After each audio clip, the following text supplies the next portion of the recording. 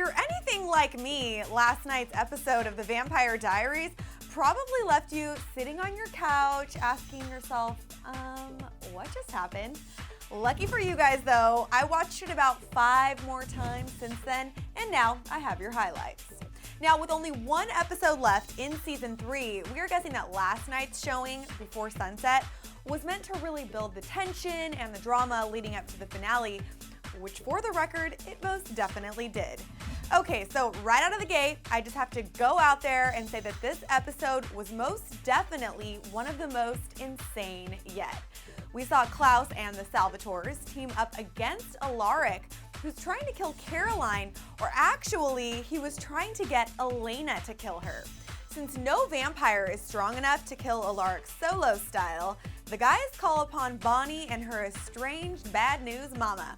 They decide on a spell that will stop Alaric's heart, but side note here, Bonnie has to stop a human heart to maintain the balance. Of course, she chooses Jeremy since he has the superpower ring to save him. Klaus, Damon, and Stefan drink Bonnie's blood so that when she does the spell, whoever is pierced will have their heart stopped, and since they're all linked together, it will work. I know, it sounds really complicated. So during a brief altercation between Alaric and the others, Elena ends up figuring out that since Alaric is tied to her through her blood, if she dies, he dies.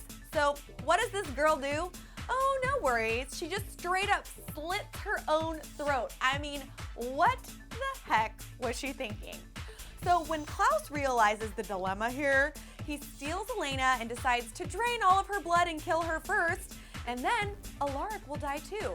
Apparently, he's finally over building that whole hybrid army thing. Now, just as Elena is basically about to be drained of all of her blood, Tyler comes in, saves the day, and of course, things get kind of complicated when Klaus enters and attacks him, figuring out that he has broken his sire bond. Damon and Stefan enter just in the nick of time, and Stefan pierces Klaus's heart. This is when things got really weird and confusing. Time slowed down, it seemed, as Bonnie worked her magic, and then the unthinkable happened. Klaus fell victim to the spell meant for Alaric. And this is where things got even more intense, because I'm guessing that most of you guys thought, no way, is Klaus finally really dead? This is just too good to be true.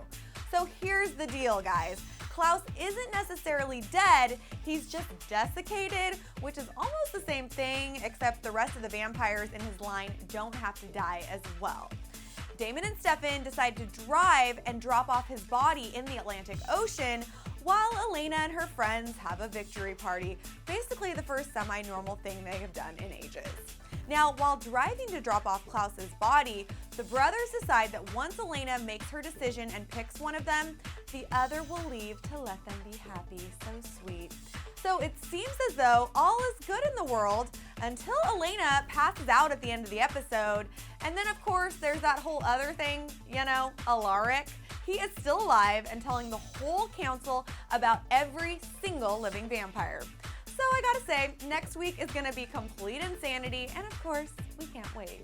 So here is my little question for you guys. Have we really seen the last of Klaus? Give me your thoughts right here, and stick with CLevverTV by subscribing to our channel on YouTube. I'm Joslyn Davis, and we'll see you next time.